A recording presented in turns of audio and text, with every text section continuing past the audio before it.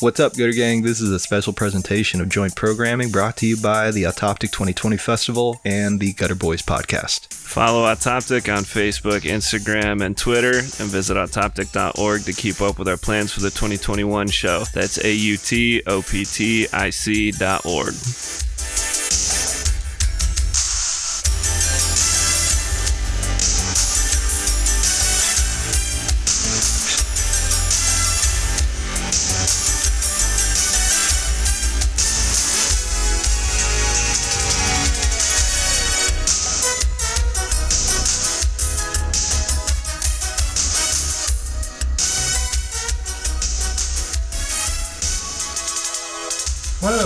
You're listening to a conversation with Julia Gfrörer, a panel for the online Autoptic 2020 Festival. My name's Sean Knickerbocker. So Julia Gfrörer is a writer and artist from New Hampshire. Her comics have appeared in Cicada Magazine, Kramer's Ergot, and 3 volumes of Best American Comics. She self-publishes many comics under the imprint Thuban Press, and her 2 other graphic novels, Laid Waste and Black is a Color, are also available from Fantagraphics books. She lives in New York with writer Shanti Collins and their beautiful children. With that, let's begin our conversation, Julia. So your newest book, Vision, is coming out from Fantagraphics in August. So do you want to kind of tell us about that project? Sure. It's funny. I haven't really found a good way to describe it. It takes place at like the turn of the century, the previous century, the 19th century. In New York, and it's about a woman who lives with her brother and her brother's wife, and has a sexual relationship with the haunted mirror in her bedroom. She has eye surgery at one point.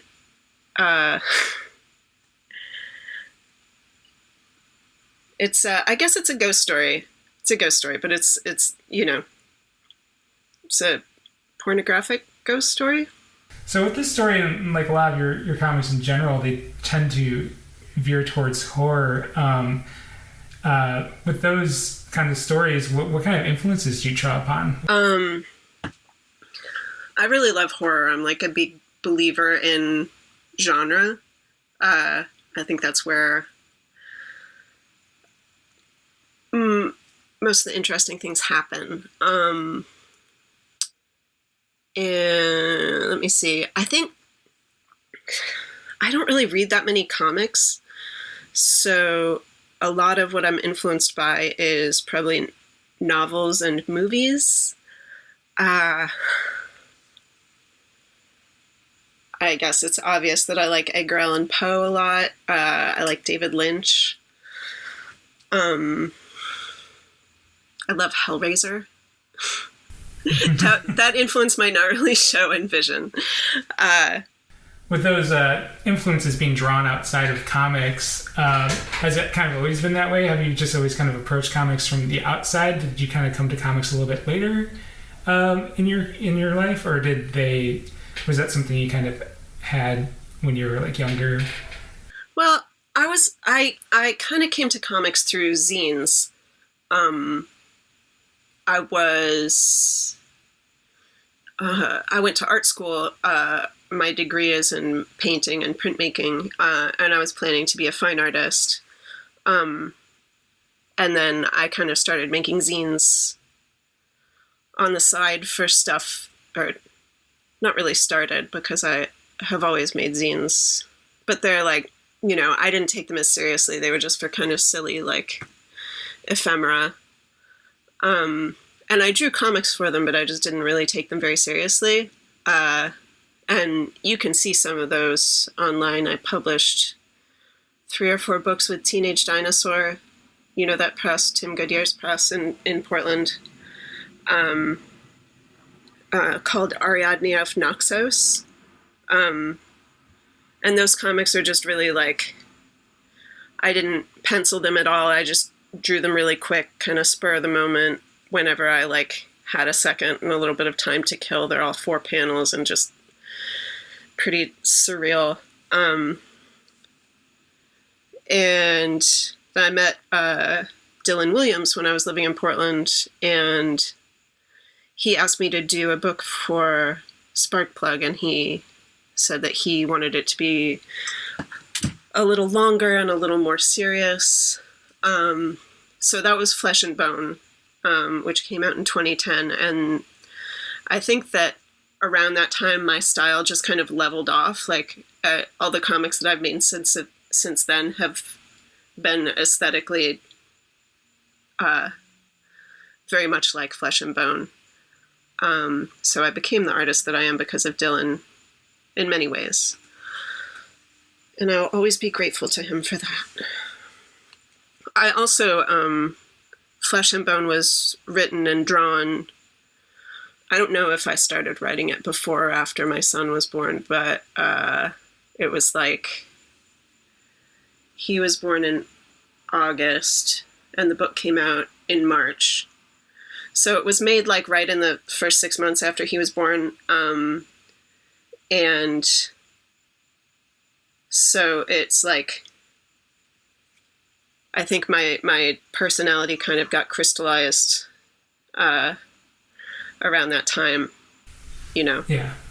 He was born, and then I just became the adult that I would be. The zine part of your work seems to still be very, even now that you're being published by Fantagraphics, you're still very involved in making zines and kind of carrying on that culture.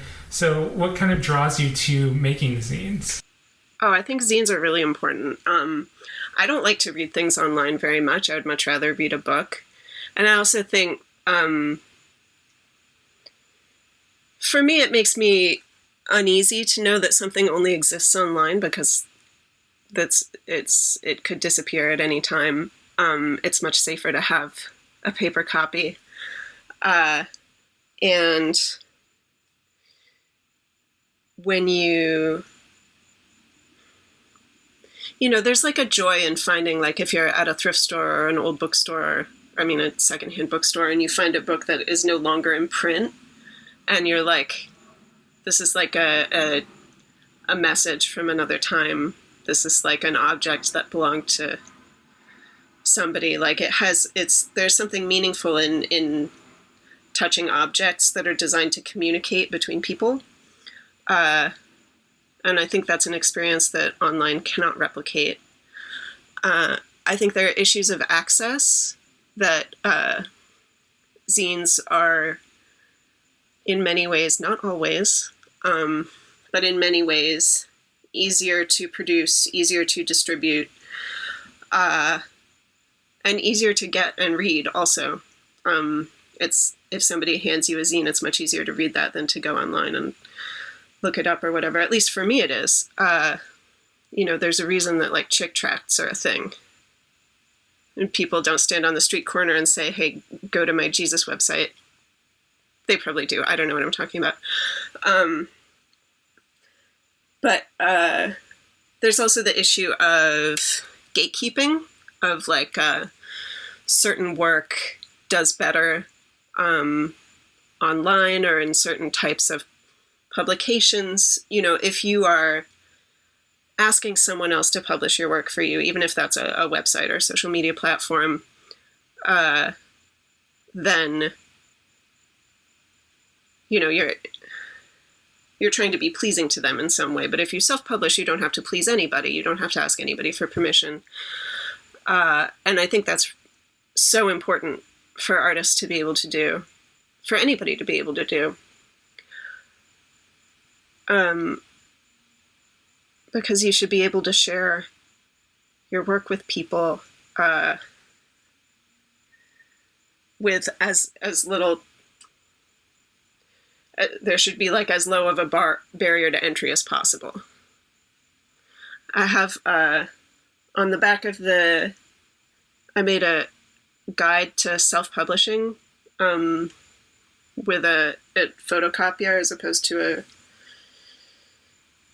a computer, which is how I still do it. I still take my originals to the copy shop and like reduce them down and cut them out. Because that's just the way that I know. I've got it down to a real art now. It's much faster for me to do it that way. Yeah, and you don't have to like rely on Adobe software or anything. Oh yeah, the hell with that. Subscriptions, Yeah. So on the back of it, there's a quote from the Bread and Puppet Theater's Why Cheap Art Manifesto. I would read it to you, but I don't think I have a copy of this zine handy. What's in here? There we go. Okay. It says, people have been thinking too long that art is a privilege of the museums and the rich. Art is not business. It does not belong to banks and fancy investors. Art is food. You can't eat it, but it feeds you. Art has to be cheap and available to everybody. It needs to be everywhere because it is inside of the world. And that was written in 1984 in Glover, Vermont. The Bread and Puppet Theater was really influential on me growing up. And that the idea that art should be accessible is really one of my core values. Which is why the Thuban Press Guide to Analog Self-Publishing is free, or $1 if you buy a paper copy from me, because it's a pain in the neck for me to make them. But anybody who wants to can download the images and print them out and make their own copies to sell if they want to. And have people like reached out to you, like telling you about the, using your like zine? Has that been? Yeah, lots and lots of people have made zines, or so they say, based on my instructions, which is great. It's very, very exciting. There's the feeling as an artist of knowing that you made someone else want to make something it's just an extraordinary feeling. It's addictive, I think. Once my friend Gretchen Felker Martin is the person who said this. I think I'm paraphrasing her. She said, once you've tasted that, you can't go back to ordinary work. So, yeah, it's very exciting. Yeah, Gretchen's a fantastic Twitter follow, by the way. She's a terrific human really in real life also. Yeah, and I think I found her through your Twitter conversations when I was on Twitter, and yeah, what a joy. Just really, really cool person. Yeah, we're kind of like there's an episode of Frasier where Frasier's always hanging out with his brother Niles, and they're very annoying together. And they overhear someone talking about the two of them, and they say, the thing is, though, you get the one, and then you get that other one. And they argue over which one is the one and which one is that other one. Anyway, Gretchen and I are the one and that other one. You get the one, you get the other one. So with a lot of your zines that you do make, you do kind of timestamp them, right? Like you'll put on there, like, this was for MoCA 2013. Yeah. It's nice because it's like a souvenir of the show, in a way. It's nice for me to help me remember when I made it. Sometimes shows will give you a little boost if you premiere something. So that's just a extra way to draw attention to the fact that it's premiering at that show. But yeah, I like to put... this is actually one of the things that I said in the scene making guide that I wrote, to include your name, contact info, the date, and location of publication, and the price. Because people like to know those things. You don't necessarily have to put all of them, but it's nice to know where your book came from. I like that context, too, of like knowing exactly where and when this book first appeared, Yeah, it's a nice little detail. And along with that, you usually put something, even like in the special thanks for your book, you like included a thanks to Hellraiser, Frankenstein. Oh, those are my children. Yeah. Oh, okay. Helena and Franklin. Oh, all right. I thought maybe because you were talking about Hellraiser earlier, so I thought maybe it was like a dark... No, yeah. Yeah. Yeah, I usually always give my friends, when I thank them, I give them a little nickname. Frank was Baby Hawk for a long time until he was about 5, and then he wasn't really a baby anymore, so I had to change it. Because I had a friend who used to call me Lady Hawk because he only saw me at night. So then the baby was Baby Hawk. So Vision itself was serialized as a mini comic, right? So were you kind of using like shows as a deadline, or was that just kind of like a side effect to producing the book? Well, I always knew that I was going to publish it with Fantagraphics, but it's nice to have the zines so that people, if they're excited about the book, they can get little previews of it. It also, gives me something to sell, because if you're working on a longer piece, it's like really delayed gratification to just be working by yourself and keeping it all secret. So it's encouraging if you can get it out there and have people be excited about it. It's nice to have something new for a show. I had gamed it all out where I was going to release the books at different shows that I was planning to go to that ended up not happening, which is a shame. Although I think canceling them was the right thing to do. But yeah, so the last 2 of the 4 Vision zines, instead of a show on them, it just says Quarantine 2020. Well, in a way, that's another timestamp for it, though, That's going to be, a historic artifact someday. It's going to be a historic artifact next year when it feels like it's been 20 years since now. Yeah, I mean, in some ways, I'm really waiting for that day. But in other ways, I'm dreading that day. I think it might only get worse, my friend. In order to survive, I have to be an optimist, so I'm just going to keep lying to myself, but you're probably right. I just try not to think too far ahead. Like an animal. Think about what am I doing now? I mean, like, that seems to be, this moment right now seems to be training for that. It's like the idea of thinking of anything 14 days ahead of now seems absurd, Yeah. I mean, but I'm one of those people, too, who has been in training for crises all my life. So, not that I'm not horrified and panic-stricken by the state of the world, but I think it is a little easier for me to deal with than I've seen. I mean, on Twitter, everybody is talking about how they're in crisis all the time. Maybe it's exaggerated for effect. I feel like compared to a lot of people, I'm handling it relatively well. I think I manage well in a crisis, all things considered. Does that sound? I don't know. It is what it is. Yeah, I mean, it's hard. I mean, I kind of feel you there. I don't know. I'm usually a pessimist until things are really bad. Then I become an optimist, and I feel like that should be a sign for people around me that things are bad. But yeah, I'm in like optimist mode. I'm like, no, this is the only way I can survive. Yeah. So you also do tattoo stuff, right? Do you still do like tattoo designs for people, or? Yeah, I haven't taken commissions in a while because I was working on my book and a couple other anthology pieces. And then I wasn't, just because I'm like we were talking about, I have a hard time thinking more than a little bit ahead. And I can be pretty irresponsible about commissions. It's very hard for me to keep track of them. And so that's part of the reason I do them through Etsy, and I take the payment up front, because if they pay me when I'm finished, then I'll just never get around to it. But if they pay me first, then that creates a sense of obligation.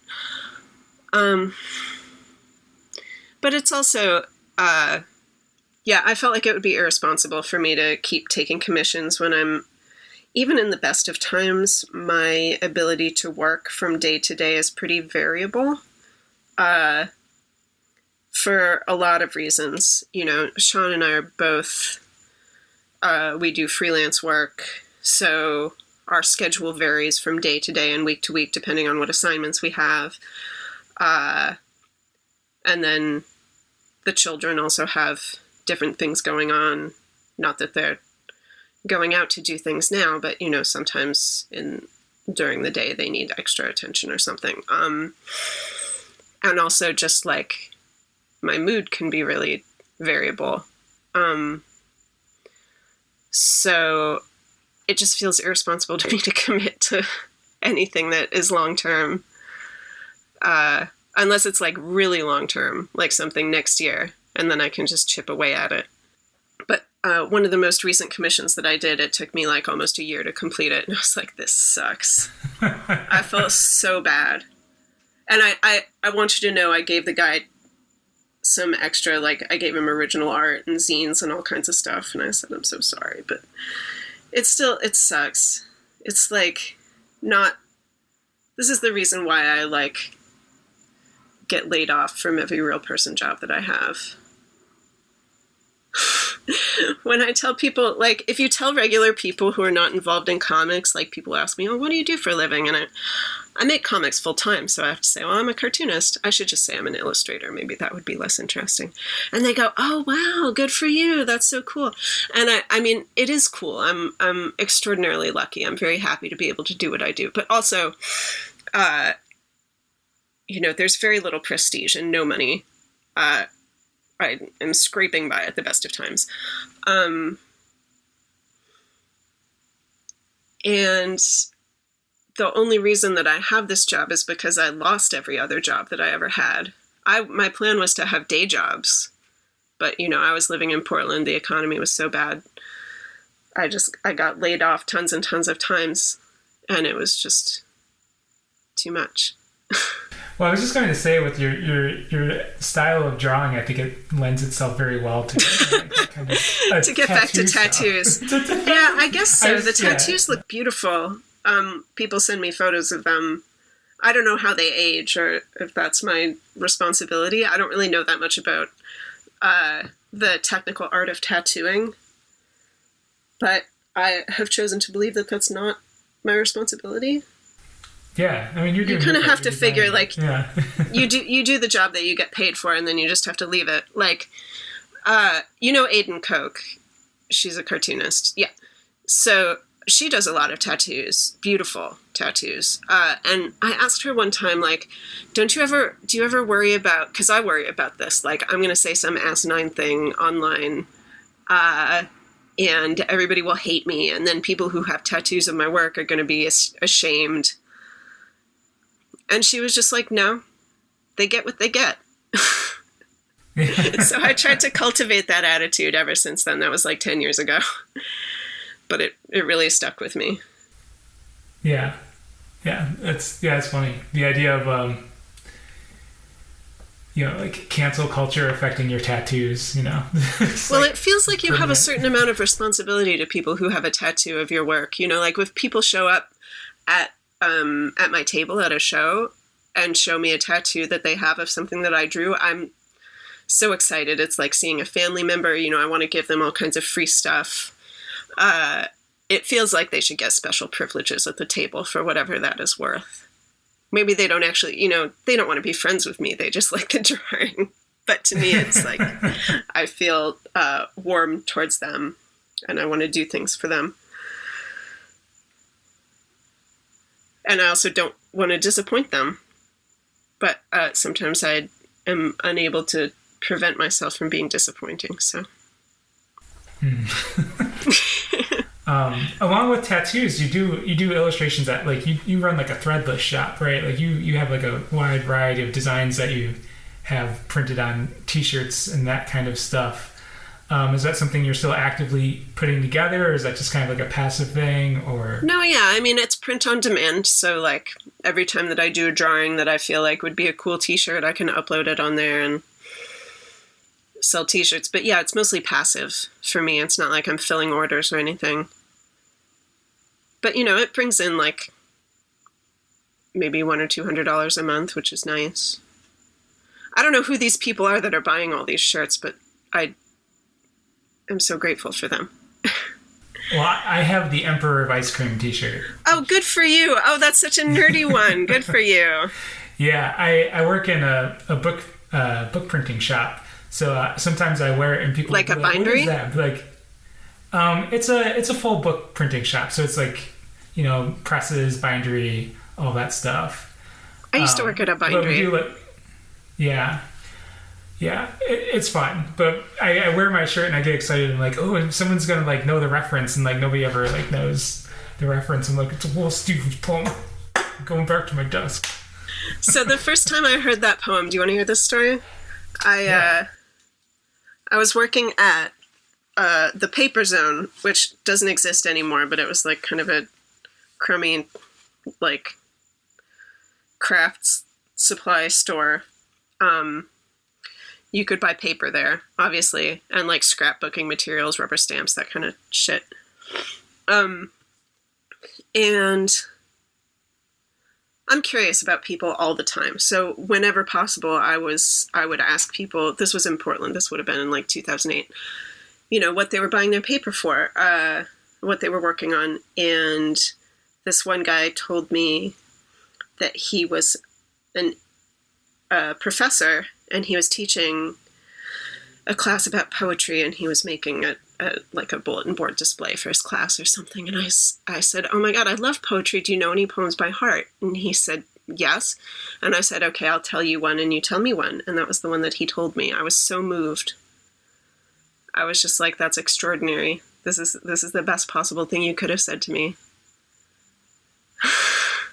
I know a lot of poems by heart.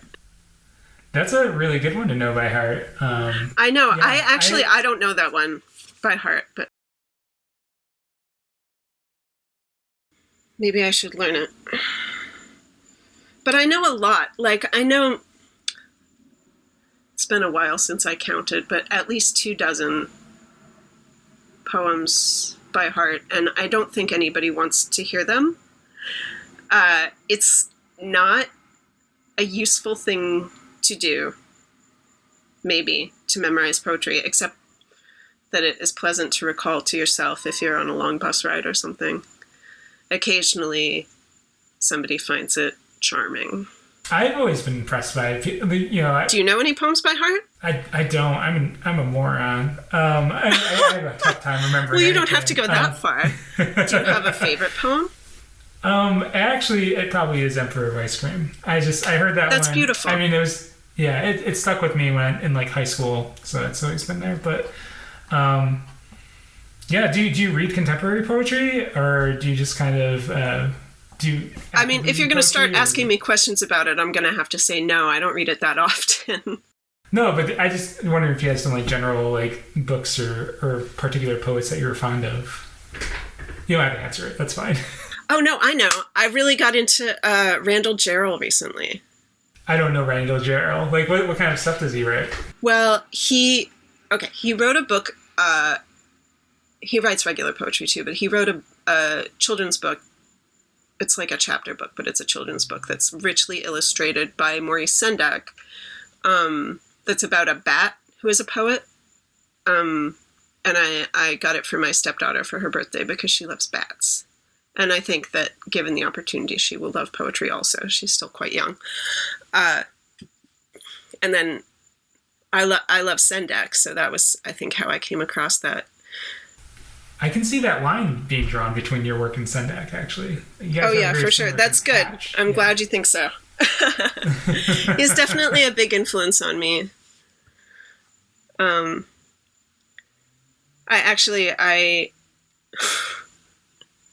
So I keep thinking I'm repaying some kind of karmic debt. But the fact is that I keep finding baby birds in distress, and other animals, other small animals, but mostly birds. And there was, we had a hurricane a few days ago. So I found this baby mourning dove next to a tree that had fallen over. And her sibling was there beside her dead. So I brought her home, and I'm raising her now. She's in her box on the top of the bookshelf. And I named her Ida, after Ida from Outside Over There, which is a Maurice Sendak book. I really love, do you know Don Marquis, Archie and Mehitabel? Okay, actually, this is interesting because the edition of these that I have is illustrated by George Harriman, the crazy cat guy. But it's a series of poems about they're written by I think he's a cockroach, Archie, who sneaks into an office at night and types by hopping from key to key on a typewriter. And he talks about other animals that he meets. One of the animals is an alley cat named Mahita Bell. I don't know how to describe it to you in a way that doesn't sound stupid, but it's actually beautiful. If you're not careful, I'm going to start reading you poetry on the air. You better ask me another question. Yeah, so moving on, like, since we are kind of like stuck at home, and do you find that you're able to get more work done because of the situation? Because you were saying earlier that you do better in these situations more than others. So do you find that you've been able to have more of a regular schedule of making work, or is it still kind of hit and miss? Or my creativity is the same as ever. I'm like equally productive. I am accustomed to making work through adversity, I guess I would say. Part of the reason that I settled on the format that I did is because I draw quite small. I draw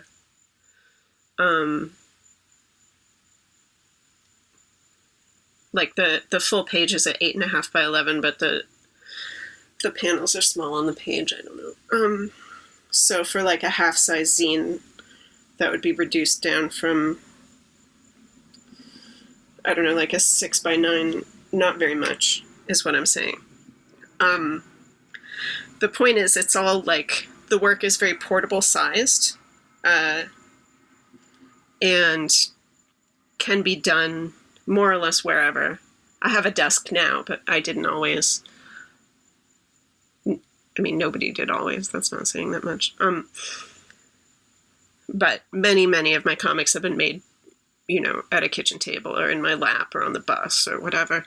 And I would just have them with me in my bag all the time for when I had a spare second to work on them. And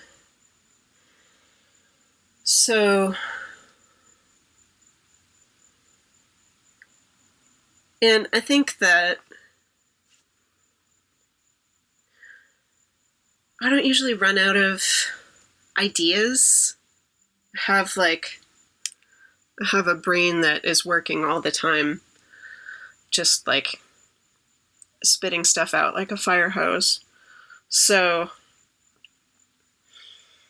that's not a problem for me, although it can be tiring. I don't know. It sounds shitty to be like, oh, I don't have this problem, everybody else has, but yeah, for me, it's not that much of an issue. Yeah. So I wouldn't say that I've been more productive. Right. You just kind of... It's the same. You're just rolling along, yeah. Well, it's Sean and I are at home working. The kids are entertaining themselves. Sometimes there's 3 of us. Sometimes there's 4 of us. It's the same as it always has been, really. Except the kids are never at school now. But that's the same as that's every summer. So yeah, exactly. So you had co-edited an anthology with Sean T. Collins, Mirror Mirror 2, correct? I was wondering if you could talk a little bit about that experience of being an editor and kind of working with other artists and kind of picking people for a book and putting that together. Well, we just put all of our favorite artists in it. We just talked about who's making the art that we're the most excited about, and we made a big list, and then we asked those people. A lot of them are our friends, which made it easier.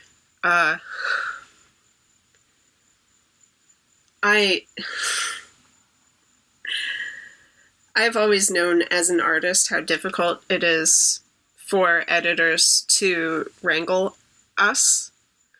And I have never envied them that job. And that was borne out by my experience as an editor, probably. It is as hard as it looks. But I'm also just not. That's not my calling, But it was fun to make like I do like to curate. I have a lot of Tumblrs. That's basically a curation activity. And it was nice to put together kind of like a statement of what we care about in art. Not what everybody should care about, just what is important to us. And we have kind of like this shared vision of like I don't know, abjection, the overlap of terror and desire, that kind of bullshit. And we chose artists who naturally work in that space, so they made it easy for us too. Yeah, it's like it's a very like goth book, in general. Oh yeah, that was the intention for sure. Edges, it was like, it's just like the most like metal thing I could imagine as far as the book goes. It's just... Yeah, thank you. That edge paint, I really pushed for that. Yeah. That's good, it's really right? Cool. Yeah. I feel like I've seen that a few places since then, of the black edge paint on like comics and stuff. Now I'm like, I wonder if people just saw this and like, I want this. I would love to think that I started that, but I'm sure I didn't. But yes, an edge paint is very glamorous. Yeah, it's a good move. All right, so I guess we'll wrap things up. Do you want to tell folks where they can find your work? Sure. Where they should seek you out? Yeah, I have a website, which is www.thorazos.net. That's THORAZOS, like Thorazine, .net. That's also my email address. That's my username on most things. Actually, it's probably my username on everything. I'm sure that's my Patreon and my Instagram. I don't remember what other things there are. I have a Tumblr. My username is Dupless, like the Dupla ghost from Paper Mario to the Thousand-Year Door. Did you play that? No. I love this character so much. Yeah, and people used to message me all the time asking me if they could have that handle, because I got it like early in Tumblr. I didn't know that it was going to be in demand. Yeah, Dupless is a ghost who,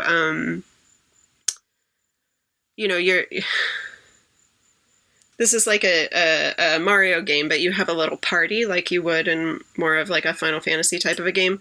And this ghost, he won't tell you his name. You were trying to find it out. Meanwhile, he tricks you and steals your identity. So then he's Mario and you're a ghost. And then he goes around with your friends talking shit about you and being mean to them so that they hate you. And then you have to fight your friends because they think that he's you. Anyway, this is moving to me. That's like a classic RPG trope, though. It's good. So I think Tumblr is the one thing where I have a different username. But yeah, mostly everything is Thorazos, I'm pretty sure. Oh, and I have an Etsy. I'm Thorazos on Etsy and on Threadless and on Teespring too, I believe. I think Teespring is like Threadless only goes up to like 2x or something. So if you want bigger plus sizes, then I have a Teespring also for that. Sorry. All right. Perfect. No, that's perfect. Thank you so much, Julia. This has been a fun talk. Yeah, thank you so much. It's been a pleasure. Right. Yes. So just